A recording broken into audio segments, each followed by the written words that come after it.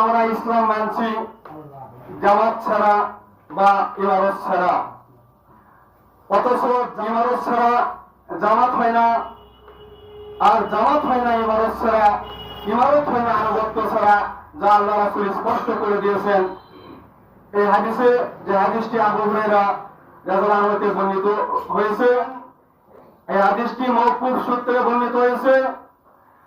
তো এই হাদিসটি মারফু হিসাবে মানে হাদিসটি সহিহ। তো যাই হোক, এই হাদিসে বলছেন লা ইসলামা ইল্লা বিজামাআ।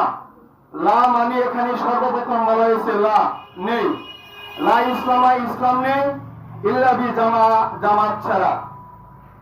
ইসলাম নেই জামাত ছাড়া, অথচ আমি আপনি জামাত ছাড়া ইসলাম মানছি, এটা অবশ্যই মানে অপূর্ণাঙ্গ।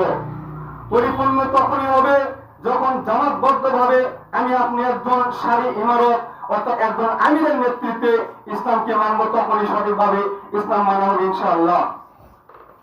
এই জন্য রাসূল বলছেন লা ইসলামা ইল্লা বিজামাআ, ইসলাম হয় না জামাত ছাড়া, ওয়ালা জামাআ ইল্লা বিইমারত, আর জামাত হয় না ইমারত ছাড়া, ওয়ালা ইমারত, ইমারত হয় না ইল্লা বিতআ অর্থাৎ আনুগত্য ছাড়া।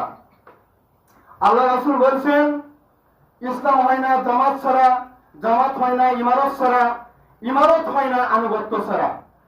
এই হাদিসের মাধ্যমে স্পষ্টভাবে প্রমাণিত হয় যে জামাত ছাড়া ইসলাম কিছুই নয়, এবং আমির ব্যতীত জামাত কায়েম হতে পারে না।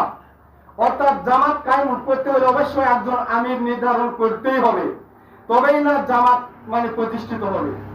যার ফল এটাই যে আমির ছাড়া ইসলাম গ্রহণযোগ্য নয়, অর্থাৎ আমির এবং জামাত ছাড়া ইসলাম কখনো পূর্ণ হতে পারে না, ইসলাম গ্রহণযোগ্য নয়।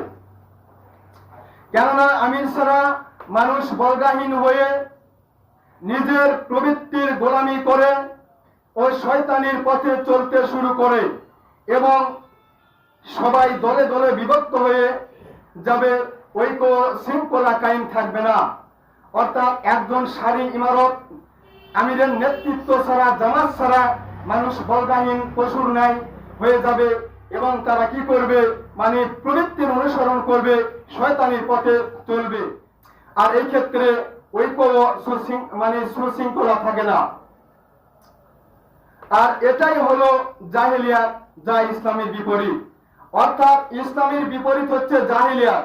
জাহেলিয়াত মানে নিজের মন গড়া পদ্ধতিতে খেয়াল খুশির অনুপাতে চলা, শয়তানের ইতিআত করা, আল্লাহর নাফরমানি করা, এটাই হচ্ছে জাহেলিয়াত।